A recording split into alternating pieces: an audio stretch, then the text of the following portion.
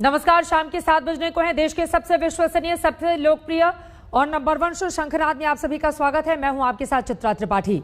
इन दिनों लखीमपुर में सिर्फ एक जिला के तौर पर नहीं बल्कि चुनावी राजनीति का ऐसा अखाड़ा बन चुका है जिसके जरिए सत्ता के लिए जंग लड़ी जा रही है। किसानों के नाम पर लखीमपुर के रास्ते चुनावी संघर्ष तेज होता जा रहा है। आपको बताएंगे ये पूरी खबर, लेकिन शंखनाद की शुरुआत इस वक्त की सबसे बड़ी खबर के साथ करेंगे। त्योहार के सीजन में महंगाई के मोर्चे पर राहत भरी खबर सामने आई है। अगस्त के मुकाबले सितंबर महीने में खुदरा महंगाई दर में भारी गिरावट दर्ज की गई है। अप्रैल 2021 के बाद सबसे कम खुदरा महंगाई दर सितंबर में आई है। सितंबर में खुदरा महंगाई दर गिरकर 4.45% पर आ गई है, जबकि अगस्त में ये 5.3% पर थी। अप्रैल 2021 के बाद सबसे कम खुदरा महंगाई दर सितंबर में आई है। सरकार की ओर से जारी आंकड़ों के मुताबिक खाने पीने की चीजें सस्ती होने से खुदरा महंगाई दर में गिरावट आई है। ये इस वक्त की सबसे बड़ी खबर आप तक हम पहुंचा रहे हैं। सितंबर में खुदरा महंगाई दर घटी है। अगस्त महीने में खुदरा महंगाई दर के जो आंकड़े निकलकर सामने आए हैं वो हम आपको दिखा रहे हैं। खुदरा महंगाई दर में भारी गिरावट इस वक्त देखने को मिल रही है।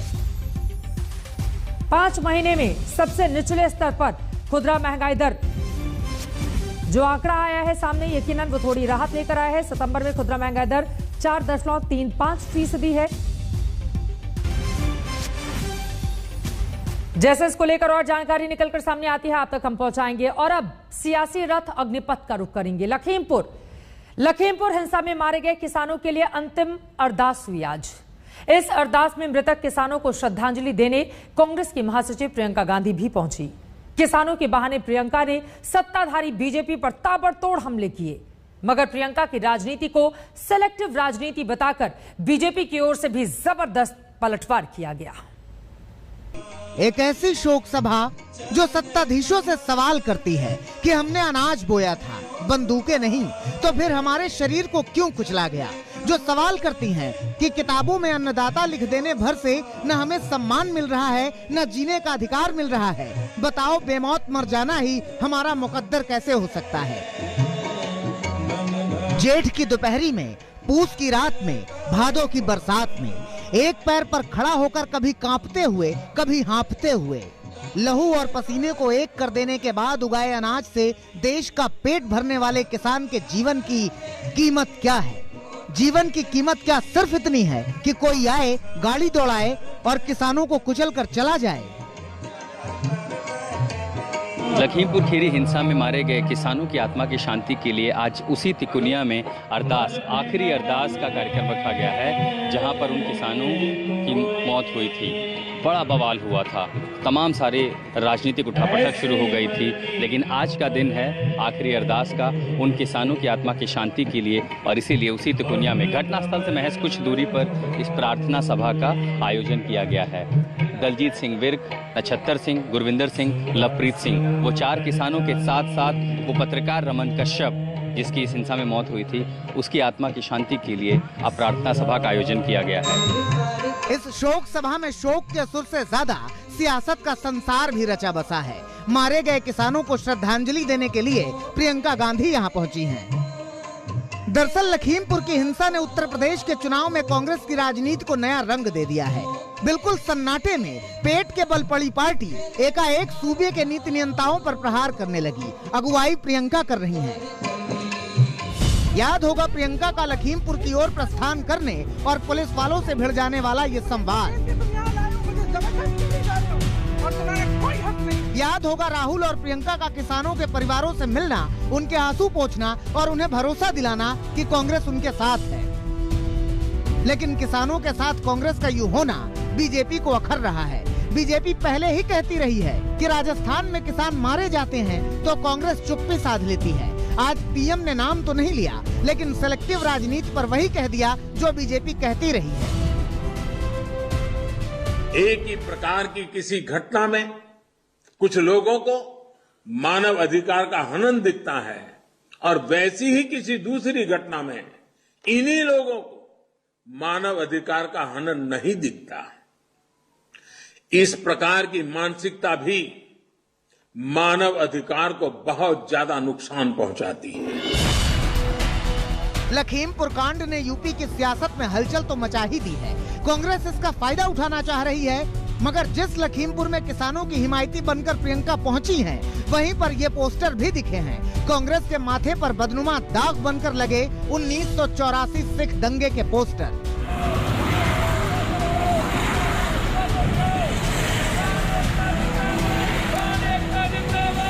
लखनऊ से लखीमपुर खीरी के लिए रवाना हुई प्रियंका गांधी वाड्रा, जहां एक तरफ किसान परिवारों के साथ में अंतिम अरदास में शिरकत करने पहुंच रही, तो वहीं सिख समाज के कुछ लोग उनका विरोध भी कर रहे हैं। विरोध इस बात का कि उन्हें कहा जा रहा है कि उनकी सहानुभूति उन्हें नहीं चाहिए। दरअसल लखनऊ से लखीमपुर के रास्ते में इस तरीके के होर्डिंग्स लगाए गए हैं, जहां पर 1984 के दंगों का आरोपी बताते हुए प्रियंका की सहानुभूति को सीधे तौर पर नकारा जा रहा है।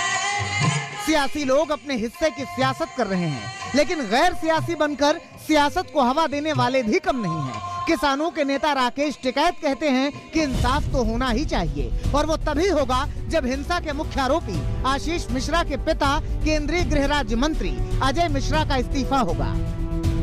ये आंदोलन हमारा जारी रहेगा जब तक 120B का मुलजिम देश का गृह राज्य मंत्री उसकी गिरफ्तारी नहीं होती। आगरे की जेल में वे नहीं जाएंगे।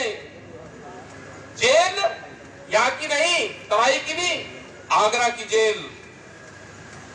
वहां से उनका रिमांड लिया जाए, दोनों बापू बेटा का।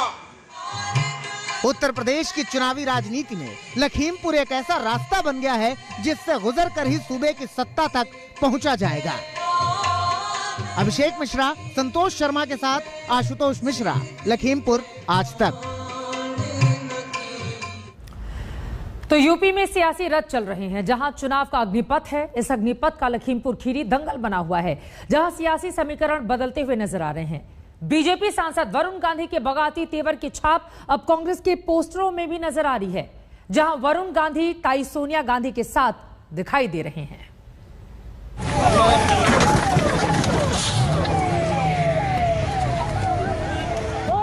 लखीमपुर खीरी कांड के बाद उत्तर प्रदेश में बदल रही सियासत की ये तस्वीर है। कांग्रेस के पोस्टर में वरुण गांधी का स्वागत किया जा रहा है, साथ में सोनिया गांधी हैं और लिखा हुआ है, दुख भरे दिन बीते रे भैया, अब सुख आयो रे। प्रयागराज में लगे कांग्रेस के इस पोस्टर ने कई सवाल खड़े किए हैं। दरअसल किसान आंदोलन को लेकर वरुण गांधी लगातार बगावती नजर आ रहे हैं, जिसमें आग में घी का काम किया लखीमपुर खीरी कांड ने, जहां वरुण गांधी ने घटना के कई वीडियो शेयर किए। वहीं अपनी ही पार्टी से वो लगातार सवाल कर रहे हैं, चाहे आशीष मिश्रा की गिरफ्तारी हो या फिर पुलिस का एक्शन। इतना ही नहीं, वरुण गांधी ने लखीमपुर खीरी घटना को हिंदू बनाम सिख का रंग देने की राजनीति के भी आरोप लगाए। लखीमपुर खीरी में हुई हिंसा के मामले को हिंदू बनाम सिख युद्ध के तौर पर प्रोजेक्ट करने के प्रयास चल रहे हैं। ये अनैतिक रूप से गलत है और भ्रमित करने वाला नैरेटिव है। इस तरह की चीजों से खेलना खतरनाक है। इससे एक बार फिर से जख्म उभर सकते हैं, जिन्हें भरने में लंबा वक्त लगा है। हमें क्षुद्र राजनीतिक हितों के लिए राष्ट्रीय एकता को दांव पर नहीं लगाना चाहिए। वरुण गांधी के तेवरों को विपक्ष लगातार हाथों हाथ ले रहा है। शिवसेना के मुखपत्र सामना में वरुण गांधी की तारीफ हुई है, तो वहीं कांग्रेस भी लगातार वरुण गांधी के कंधे पर बंदूक रखकर बीजेपी पर हमला कर रही है। किसानों की हत्या, खून का सैलाब देख इंदिरा गांधी के पोते और संजय गांधी के बेटे वरुण गांधी का तो खून खौल उठा है, लेकिन और सांसदों के खून में क्या बर्फ का पानी बह रहा है? अगर उन सांसदों का खून ठंडा पड़ गया होगा तो देश को जगाने के लिए नया आंदोलन खड़ा करना पड़ेगा। देखिए, वरुण गांधी ने सही कहा।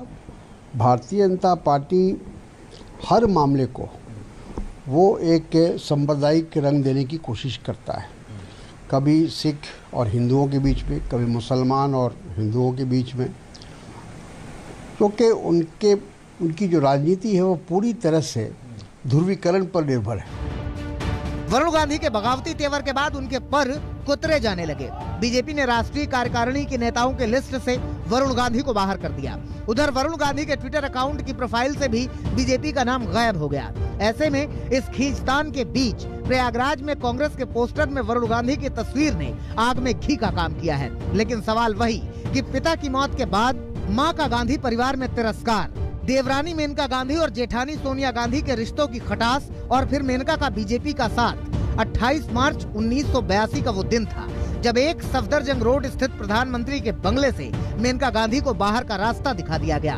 तब उनकी गोद में यही वरुण थे जिनकी उम्र महज 2 साल और 15 दिन की थी। जाहिर है कि खाइयां गहरी हैं, लेकिन राजनीति में कुछ भी संभव है। आज तक ब्यूरो।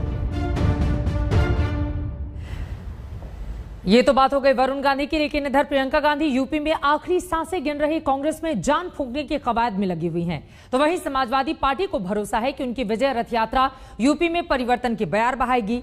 अखिलेश यादव ने 1989 की तर्ज पर बिल्कुल अपने पिता के नक्शे कदम पर चलते हुए कानपुर से विजय रथ यात्रा की शुरुआत की। अखिलेश को भरोसा है कि यात्रा के पहले चरण में बुंदेलखंड की बंजर जमीन पर उनके हिस्से में सत्ता की फसल जरूर उगेगी।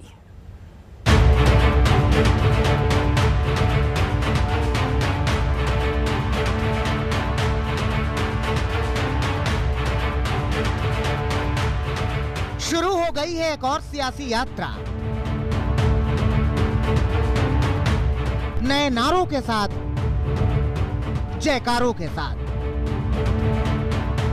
उल्लास के साथ, उमंग के साथ, उम्मीद के साथ कि इस यात्रा का समापन जहां होगा वहीं होगी सत्ता की कुर्सी, वहीं तनेगा सत्ता का सबसे बड़ा शामियाना, वहीं से गूंजेगी सूबे के सूबेदार होने की गूंज। शुरू हो गई है समाजवादी पार्टी की विजय रथ यात्रा। अखिलेश अब इस रथ के भीतर पहुंचते हुए पहली सभा यहीं कानपुर में जाजमऊ से शुरू हो रही है और यहां से अखिलेश यादव बुंदेलखंड की तरफ बढ़ेंगे और बुंदेलखंड की उनकी ये 2 दिन की यात्रा यानी कि चुनावी आगाज का ये शुरुआत है। बड़े फैनफेयर के साथ अखिलेश यादव की ये यात्रा शुरू हो रही है, चुनावी यात्रा है और आज से उनका चुनावी आगाज शुरू हो चुका है। शुरुआत कुछ ऐसी कि गंगा से शुरू होकर हमीरपुर में जमुना तक पहुंच रहे हैं अखिलेश यादव। ये वही कानपुर है, ये वही समाजवादी पार्टी है, लेकिन चेहरा बदल गया है। 50 साल से ज्यादा की राजनीति का अखाड़ा लड़ने वाले सबसे बड़े पहलवान का उत्तराधिकारी उसी भरोसे के साथ उसी कानपुर की गलियों से यात्रा निकाल रहा है जैसे उसके पिता ने 1989 में निकाली थी। रथ यात्रा का कारवां बढ़ने के साथ पूरे प्रदेश में बदलाव की बात होगी। भारतीय जनता पार्टी के समर्थकों ने उनको टायर से कुचल दिया, किसानों की मृत्यु हुई, किसानों की जान ले ली गई और अब उन्हीं गाड़ी के टायरों से कानून को कुचल रहे हैं और इन भारतीय जनता पार्टी को नहीं हटाया गया तो उन्हीं टायरों से ये संविधान को कुचल देंगे। इसे समाजवादी विजय रथ लगातार जनता के बीच में रहेगा। यूं तो रथ यात्रा वाली राजनीति से अखिलेश यादव का पुराना नाता रहा है। 2001 में क्रांति रथ यात्रा ने अखिलेश को सियासत का चेहरा बनाया। 2011 में क्रांति यात्रा ने मुख्यमंत्री की कुर्सी तक पहुंचाया। बतौर सीएम 2016 में अखिलेश लोगों के बीच समाजवादी विकास यात्रा लेकर पहुंचे, लेकिन इस बार उन्हें जनता का आशीर्वाद नहीं मिल सका। अब विजय यात्रा के साथ अखिलेश यूपी के चुनावी समर में उतर चुके हैं। पार्टी नेता उत्साहित हैं और परिवर्तन के साथ विजय का दम भर रहे हैं। और समाजवादी क्रांति रथ का इतिहास रहा है। जब नेताजी लेकर निकले सरकार बदली। 2001 में सबसे पहले माननीय अखिलेश जी लेकर निकले, 1.5 साल बाद सरकार सपा की बनी। 2011 में जब निकले तो पूर्ण बहुमत की सरकार बनी और जब अब निकल रहे हैं तो अब तक के सारे क्रांति रथों का इतिहास ये विजय रथ तोड़ेगा। अखिलेश यादव का विजय रथ पहले चरण में 95 किलोमीटर की यात्रा करेगा और पहले चरण में अखिलेश की कोशिश कानपुर बुंदेलखंड इलाके में समाजवादी पार्टी के लिए बंजर पड़ी जमीन को सियासी तौर पर उपजाऊ बनाने की है। पार्टी के अच्छे दिनों में भी इस क्षेत्र की जनता का जुड़ाव समाजवादी पार्टी के साथ नहीं दिखा। एक समय इस इलाके को बीएसपी का गढ़ माना जाता था, लेकिन अब यहाँ बीजेपी का दबदबा है। 2017 के विधानसभा चुनाव में मोदी के विजय रथ पर सवार बीजेपी ने इस इलाके में बीएसपी, समाजवादी पार्टी और कांग्रेस का सफाया कर दिया था। कानपुर बुंदेलखंड इलाके में कुल 52 विधानसभा सीटें आती हैं। मौजूदा समय में 52 सीटों में से 47 सीटें बीजेपी के पास हैं, जबकि समाजवादी पार्टी के पास 4 और कांग्रेस के पास 1 ही सीट है। पिछले चुनाव में बीएसपी तो इस इलाके में अपना खाता भी नहीं खोल सकी थी। यही वजह है कि जनता को योगी सरकार की खामियां गिनाकर अखिलेश इस इलाके की जनता को साथ जोड़ने में जुट गए हैं। लेकिन बीजेपी नेताओं का कहना है कि एसी कमरे से निकलकर एसी बस वाला सफर अखिलेश यादव को कोई फायदा दिलाने वाला नहीं है। नहीं, एक ने एसी कमरे से निकले, एसी बस में बैठ गए हैं। अब उसको यात्रा कहें या एसी कंफर्ट कहें, वो तो समाजवादी पार्टी और उनके नेता अखिलेश जी ही बता पाएंगे।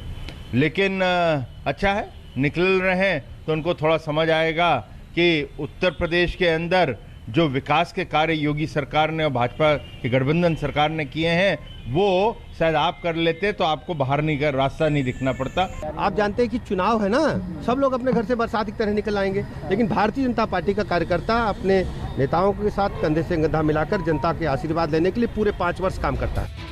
अखिलेश की लड़ाई सिर्फ बीजेपी से नहीं है, सत्ता में वापसी के लिए अपनों से भी उनका मुकाबला है। कानपुर से अखिलेश विजय यात्रा लेकर निकले तो वृंदावन से उनके चाचा शिवपाल यादव ने भी परिवर्तन यात्रा शुरू कर दी। देखिए, मैंने तो बहुत प्रयास किया है, अभी तक प्रयास किया है, अभी भी संभावनाएं हैं। राजनीति में कभी संभावनाएं खत्म नहीं होती। तो अभी तो मैंने इसलिए कहा है कि सभी समान विचारधारा के लोग, सभी सेकुलर पार्टियां, सत्ता परिवर्तन जरूरी है, इसके लिए एक हो जाए।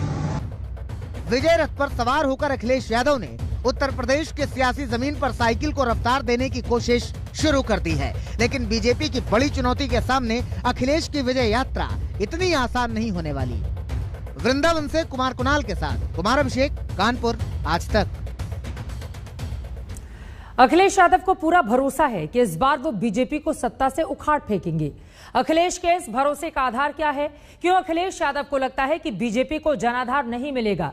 इन सारे सवालों का जवाब खुद उनकी ओर से दिया गया है। आज तक संवाददाता कुमार अभिषेक ने उनसे बातचीत की है, सुनिए। खुद अखिलेश यादव मौजूद हैं जो कि इस रथ में निकल चुके हैं। 2 दिन की इनकी पहली यात्रा है और आप देखिए लोग चारों तरफ मौजूद हैं, हजारों की तादाद में इनके कार्यकर्ता चल रहे हैं और 2 दिन की यात्रा ये कानपुर से शुरू होकर बुंदेलखंड तक जाएगी। स्वागत है सर आज तक में आपका। चलिए, बहुत धन्यवाद। आपकी ये यात्रा में मैं देख रहा हूँ कि बहुत सारे लोग चल रहे हैं। गंगा के किनारा से आपने शुरू किया है और जमुना तक के किनारे तक आज जाएंगे। 95 किलोमीटर की आपकी यात्रा है।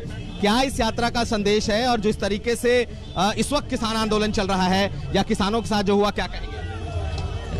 गंगा से लेकर के यमुना के किनारे तक समाजवादी विजय रथ चलेगा और इसलिए चला रहे हैं, जनता का सहयोग, समर्थन और आशीर्वाद लेने के लिए हम लोग निकले हैं। 2022 में मुझे उम्मीद है जनता भारतीय जनता पार्टी का सफाया करेगी।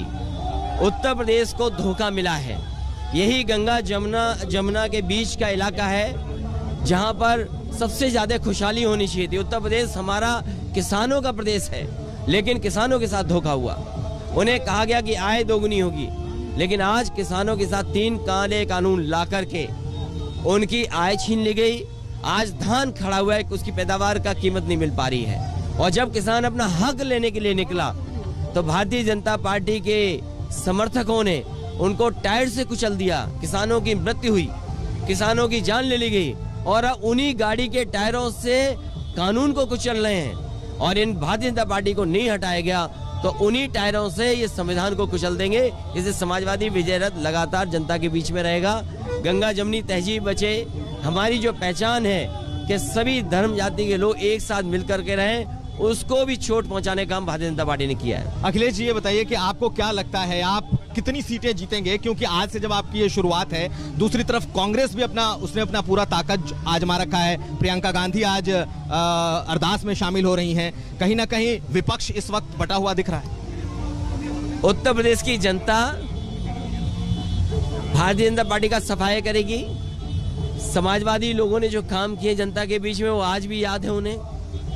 उत्तर प्रदेश का नव निर्माण हो, उत्तर प्रदेश खुशहाली के रास्ते पर जाए, उत्तर प्रदेश नए तरीके से विकास के रास्ते पे जाए, उसके लिए जनता से समर्थन लेने के लिए समाजवादी पार्टी लगातार काम करती रहेगी। जहां तक और दलों का सवाल है, ये लोकतंत्र है और उत्तर प्रदेश बड़ा प्रदेश है। स्वाभाविक है सभी दल काम करेंगे और करना भी चाहिए, लेकिन जनता सफाया करेगी भारतीय जनता पार्टी। आपको लगता है कि समाजवादी पार्टी का अब तक का सबसे शानदार प्रदर्शन रहा है। 2012 का 224 सीटें 403 में से जीती थी। अब इस बार क्या होगा? जो दावा कर रहे हैं अखिलेश के दावों में कितना है दम, इस पर लगातार रहेगी आज तक की नजर। दिल्ली त्योहारों के रंग में रंगी हुई है और अमन के दुश्मन त्योहारों के रंग में भंग डालने की साजिशों में जुटे हुए थे। जी हां, दिल्ली पुलिस के स्पेशल सेल ने एक पाकिस्तानी आतंकवादी को हथियारों के जखीरे के साथ गिरफ्तार किया है। यह आतंकी दिल्ली को दहलाने की साजिश रच चुका था। अगर इसकी साजिश कामयाब हो जाती तो दहल जाती देश की राजधानी।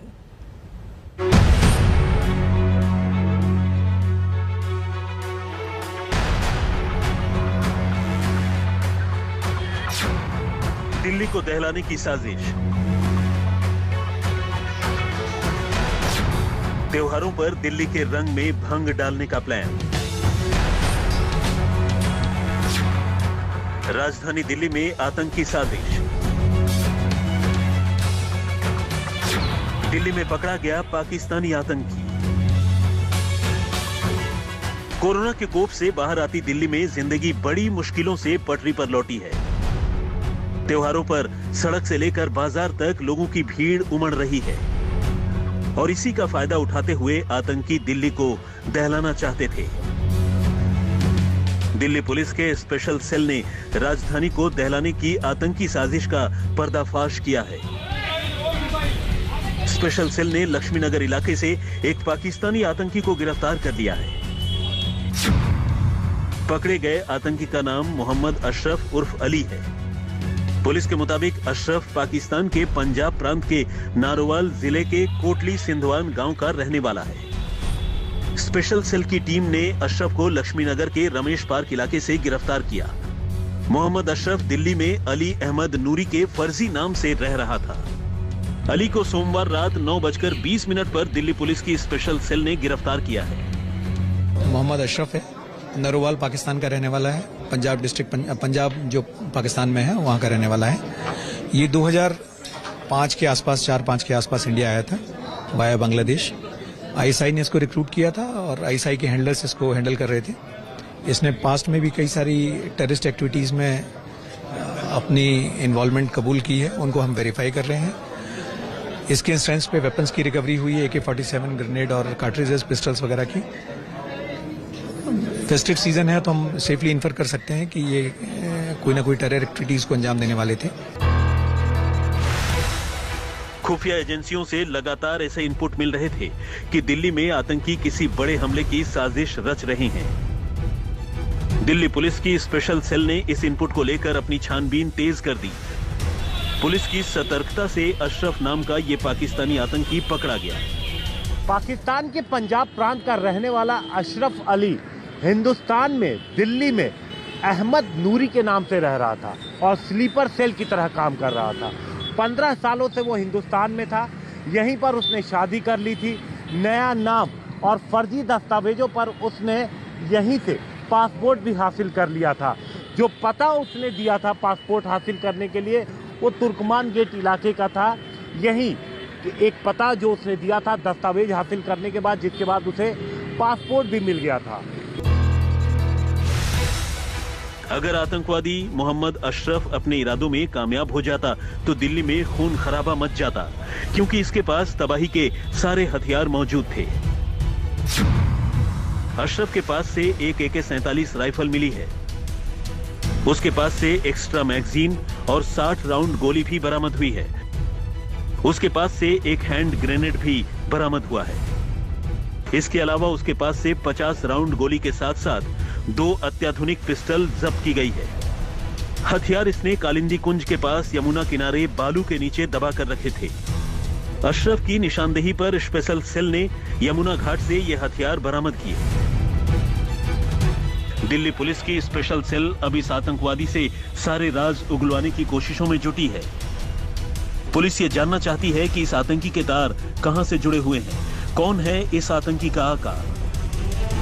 अब पुलिस ये जानने की कोशिश कर रही है कि इस आतंकी के मददगार कौन लोग थे, इसके पास AK-47 कहां से आई, उसकी मैगजीन, ग्रेनेड, कारतूस, 2 पिस्टल जो बरामद हुए हैं वो किसने मुहैया कराए। तो ये सब पूछताछ में सामने आएगा। वो कौन लोग थे जो दिल्ली में इस आतंकी की मदद कर रहे थे।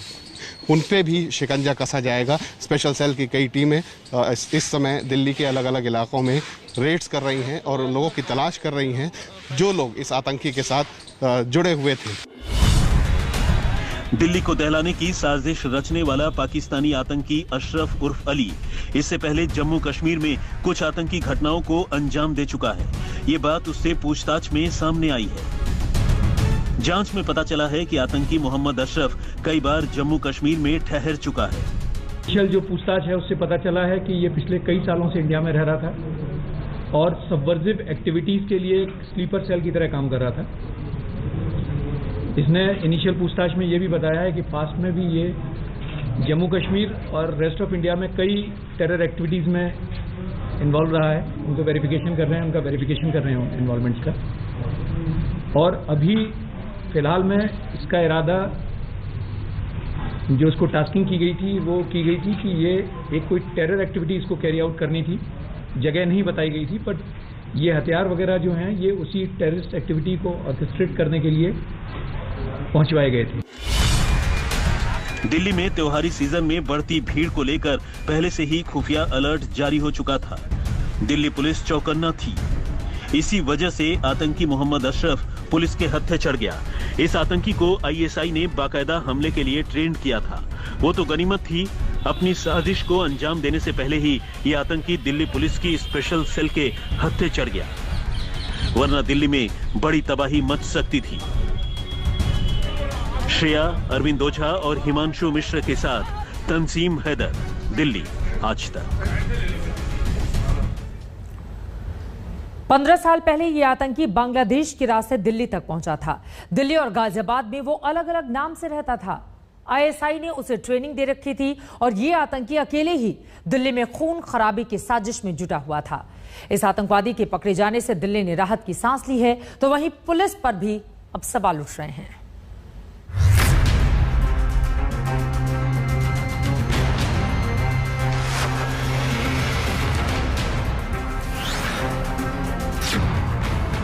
पाकिस्तान का आतंकी, आईएसआई की ट्रेनिंग, राजधानी दिल्ली में तबाही का प्लान।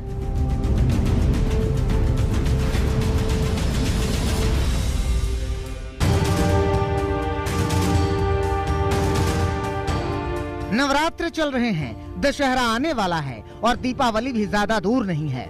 दिल्ली में आतंकी हमले के इनपुट के चलते सभी जिलों की पुलिस, क्राइम ब्रांच और स्पेशल सेल अलर्ट पर थे और खुफिया सूचना के आधार पर स्पेशल सेल ने पाकिस्तानी आतंकवादी मोहम्मद अशरफ को धर दबोचा। पुलिस के मुताबिक मोहम्मद अशरफ बांग्लादेश की सीमा से सिलीगुड़ी पहुंचा था। उसके बाद वो दिल्ली आया था। उसने पिछले 15 सालों में कई बार अपनी लोकेशन बदली। इस दौरान वो अजमेर, दिल्ली, गाजियाबाद, जम्मू और उधमपुर में भी रहा। ये वाया बांग्लादेश सिलीगुड़ी के रास्ते से आया था, but this is subject to verification, क्योंकि अभी हम उसको वेरीफाई कर रहे हैं। ये आतंकवादी कितना शातिर है इसका अंदाजा आपको इस बात से लग सकता है कि इसने अलग अलग जगह की फेक आईडी बनवा रखी थी। एक आईडी दिल्ली के शास्त्री नगर की थी तो दूसरी गाजियाबाद के वैशाली की। 15 साल पहले ये दिल्ली आया था। इससे पहले वो दिल्ली के शास्त्री नगर में पहुंचा था, जहां मकान मालिक को इमोशनली ब्लैकमेल करके उसने आधार कार्ड बनवाया। उसके बाद वो वहां से फरार हो गया था। मैं कहा कि मैं रमेश पार्क में काम करता हूँ लक्ष्मी नगर की तरफ, तो मुझे किराए पे कमरा चाहिए था। तो पापा ने इन्हें किराए पे कमरा वगैरह दिया था और उसके बाद इन्होंने थोड़ी मदद मांगी थी मेरे पास किसी चीज़ में डॉक्यूमेंट लगाना है, तो उसमें जो है मेरे को आधार कार्ड की ज़रूरत है। तो पापा ने वो दे दिया था अपना, पता नहीं अब क्या सबूत प्रूफ दिया था, बनवा दिया था मगर इनका आधार कार्ड। उसके बाद ये कभी भी टच में नहीं रहे? नहीं मैडम, उसके बाद ये तकरीबन बिल्कुल ही नहीं रहे। मोहम्मद अशरफ की उम्र 46 साल की है। 2004-2005 में वो पाकिस्तान से निकला था। 2014 में मोहम्मद अशरफ ने पासपोर्ट बनवाया था, जिसमें 5 से 6 बार उसने अपना पता बदलवाया था। फर्जी पासपोर्ट के जरिए उसने दुबई और थाईलैंड की यात्रा की थी। वो सोशल मीडिया ऐप के जरिए अपने पाकिस्तानी हैंडलर से संपर्क में रहता था। अशरफ ने गाजियाबाद के वैशाली में शादी रचाई थी, लेकिन अब वो अपनी बीवी से अलग हो चुका है। उसके पास से 2 मोबाइल फोन भी बरामद हुए हैं, जिनका सिम कार्ड उसने फर्जी आईडी पर लिया था। बड़ी यानी चिंता की बात है कि राजधानी में इस तरह आईडी बदल के और हथियार के साथ कोई पाकिस्तानी नेशनल रह रहा था। एनआईए इसकी तफ्तीश कर रही है और दिल्ली पुलिस भी इसके जो तार कहां से जुड़े हैं, किसने इसको शरण दी है, उसकी तफ्तीश कर रही है। दिल्ली और गाजियाबाद में अपने रिहाइश के दौरान मोहम्मद अशरफ दिल्ली को दहलाने की साजिश रचता रहा। उसे तबाही मचाने के हथियार भी मिल गए थे, लेकिन पाकिस्तानी आकाओं ने उसे ये नहीं बताया था कि इनका इस्तेमाल कहां करना है। पुलिस सूत्रों से मिली जानकारी के मुताबिक आतंकी अशरफ उर्फ अली दिल्ली के स्लीपर सेल का मुखिया था और भारत आने वाले आतंकियों को हथियार और लॉजिस्टिक मुहैया करवाता था। लोन वुल्फ अटैक यानी अकेले हमले की साजिश रच रहा था कि पाकिस्तान में बैठे हुए आईएसआई के एजेंट इस आतंकवादी को लगातार निर्देश दे रहे थे और हवाला के जरिए पैसे भी दे रहे थे। इस आतंकवादी को टास्क दिया गया था कि हिंदुस्तान में त्योहारों के दौरान हथियार इस्तेमाल करने हैं और वुल्फ अटैक करके हिंदुस्तान को दहलाने की साजिश रची जा रही थी। आतंकी मोहम्मद अशरफ को स्पेशल सेल ने पटियाला हाउस कोर्ट में पेश किया, जहां पुलिस को 14 दिन की रिमांड मिल गई है। पटियाला हाउस कोर्ट ने 14 दिनों की रिमांड दे दी है और अब स्पेशल सेल की टीम इसे लेकर के यहां से जा रही है। दरअसल पुलिस इस स्लीपर सेल मॉड्यूल के जरिए, जो ये स्लीपर सेल का है, ये एक्टिव था, इसके जरिए इस पूरे मॉड्यूल के बारे में पता लगाने की कोशिश कर रही है और साथ ही साथ जो हैंडलर था, जिसका कोड नेम नासिर बताया जा रहा है, उसने क्या कुछ इसको निर्देश दिया था, पुलिस ये भी जानने की कोशिश करेगी। दिल्ली पुलिस इस आतंकी की गिरफ्तारी पर अपनी पीठ थपथपा रही है, लेकिन सवाल तो उस पर भी उठ रहे हैं कि 15 साल से ये आतंकी दिल्ली में था, उसके बारे में पुलिस के पास कोई जानकारी क्यों नहीं थी। पाकिस्तानी आतंकी दिल्ली से गाजियाबाद में 15 साल तक घूमता रहा, दिल्ली पुलिस क्या सोई हुई थी?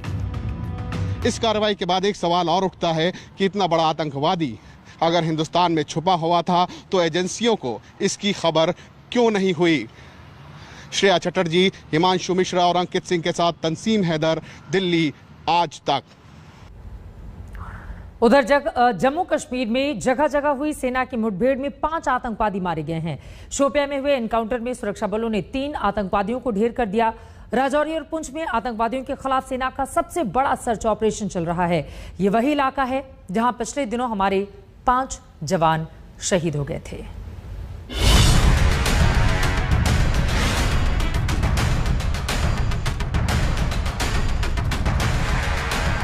जम्मू कश्मीर के पुंछ का ये वही इलाका है जहां पाकिस्तानी घुसपैठियों से मुठभेड़ में हमारे एक जेसीओ समेत 5 जवान शहीद हो गए थे। अब सेना ने पूरे इलाके की घेराबंदी कर ली है। चप्पे चप्पे पर सेना के जवान फैल गए हैं। एक एक आतंकी को चुन चुन कर मारने की कसम खा चुके हैं। पिछले ऑपरेशंस भी जो रिसेंट पास में यहाँ हुए हैं उनमें कुछ वक्त लगा है, बट ऑपरेशन सक्सेसफुली मटेरियलाइज हुए हैं। मुझे पूरी उम्मीद है तो जल्दी कि ये ऑपरेशन भी मटेरियलाइज जल्द से जल्द हो जाएगा। जो मेरे पीछे आप ये इलाका देख रहे हैं, जो जंगल का इलाका, यहीं पर जो है आतंकवादी छिपे हैं। जो सूत्रों के हवाले से जो जानकारी हमें मिली है कि कम से कम 3 से 5 आतंकवादी जो है इस जंगल के इलाके में छुपे हुए हैं। और यहाँ पर आप देख भी सकते हैं कि जो सेना की गाड़ियां हैं कितनी संख्या में यहाँ पर है। आज सुबह भी जो है रीइंफोर्समेंट भेजे गए हैं जंगल की तरफ, यानी कि और सैनिकों को भेजा गया है और जो ये तलाशी अभियान है इसको और ज्यादा इंटेंसिफाई किया गया है। उधर कश्मीर के शोपियां के इमाम साहब इलाके के तुरनैल गांव में सुरक्षा बलों ने आतंकवादियों को घेर लिया। बार बार उनसे सरेंडर की अपील की जाने लगी। गुजारिश करन डीएसपी इमाम साहब ये गुजारिश करन कि नेबर सरेंडर करियो, हथियार त्रो पत्थर अब करो खड़ा तो नेबर नहीं तो ये मौका दिन कि दोबारा तो आराम से जिंदगी जियो। लेकिन गोलियों के भूत बोली से भला कहां मानते हैं। आतंकियों को अमन की भाषा समझ में नहीं आई। उधर से फायरिंग शुरू हो गई। इसके बाद सेना ने भी जवाबी फायरिंग की। कई घंटों तक चले ऑपरेशन में 3 आतंकी मारे गए। मुख्तार गांदरबल में रहता था, लेकिन पिछले दिनों खाने का स्टॉल लगाने वाली बिहार के वीरेंद्र पासवान की हत्या के बाद शोपियांग में आ गया था। शोपियांग में सोमवार की शाम एनकाउंटर शुरू हुआ था। पिछले 2 दिनों में जम्मू कश्मीर में ये चौथा एनकाउंटर था। शोपियांग में हुए एनकाउंटर में 3 आतंकी मारे गए। तो अनंतनाग और बांदीपोरा एनकाउंटर में 2 आतंकियों को सेना ने मुठभेड़ में मौत के घाट उतार दिया। पुंछ से सुनील जी भट्ट के साथ अशरफ वानी, श्रीनगर, आज तक। इसी के साथ शंखनाद में आज के लिए बस इतना ही। देश और दुनिया की बाकी खबरों के लिए आप देखते रहिए आज तक। आज तक बेमिसाल 20 साल।